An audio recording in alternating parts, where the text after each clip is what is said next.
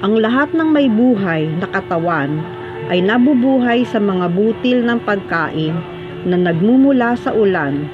Ang ulan ay nililikha sa pamamagitan ng pagsasagawa ng yajna o sakripisyo, at ang yajna ay nagmumula sa mga itinakdang tungkulin.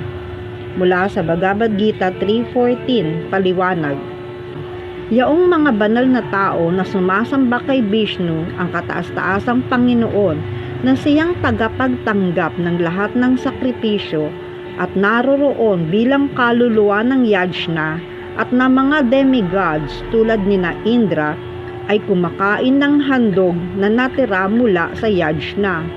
Sa pamamagitan nito, napapanatili niya ang paggana ng katawan at sila ay napapalaya mula sa lahat ng kasalanan.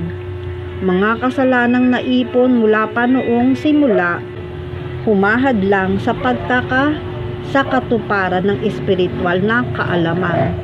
Ang kataas-taasang Panginoon na kilala bilang Yajna Purusa